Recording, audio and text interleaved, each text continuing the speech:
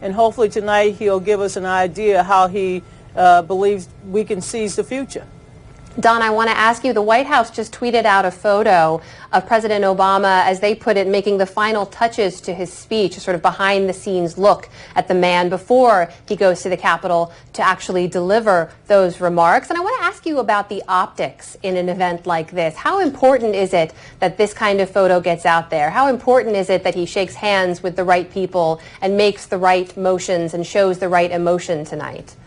Well, there's no question that the president has been working on his remarks for quite a few weeks. This is as you know, this is one of the earliest State of the Union address, and in large part because you know, Speaker Ryan decided that it was important to get this done, and then of course, as you know, in a few weeks the American people will start to go to the polls. So tonight the president is going to have an opportunity to not just say goodbye, not really goodbye, but to see some of his former colleagues in the Congress.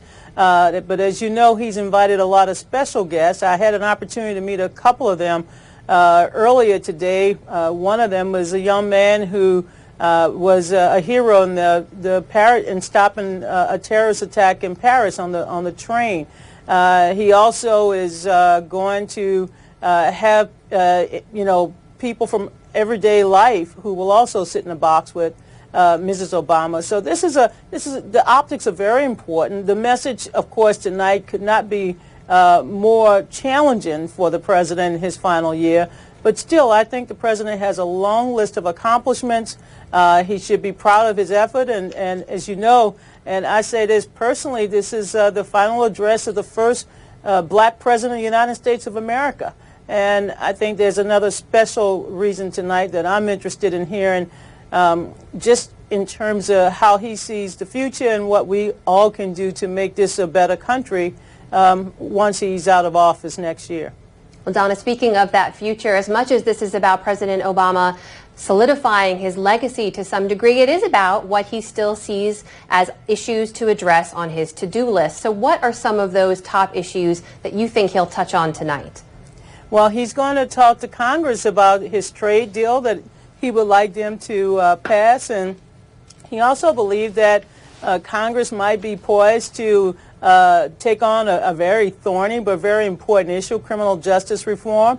I'm sure the president has many more items that he would like Congress to address to help students, to help homeowners, and of course to deal with, as I mentioned, the foreign policy crisis. But this is not a night where I think he's going to come up with a laundry list. That's the speech he gave last year, and the year before, and the year before that. This is a night when I think the president would like to take us full circle, starting from that cold wintry day back in 2009 when he took the oath of office and the economy that was hemorrhaging jobs, and to talk about the 70 months, consecutive months of job growth. But the president is not satisfied with where we are today. He still believes that there's more that he can do and more that the American people are looking for Congress to do. But of course, tonight is an opportunity for the president to really address the country, the American people, and not just the members of Congress, Supreme Court, and others who are in the room.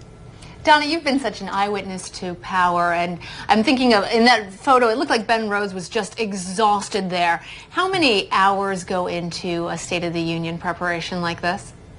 Oh, let's see, if I go back to the days when I worked on the Hill and would wait for my friends to send us the speech, I would say this, it takes, you know, 10, 12, 13, 14, 15 drafts.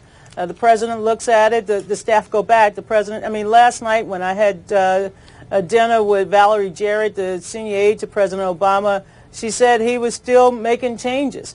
So this morning when I talked to some of the senior staffer, he's still making changes.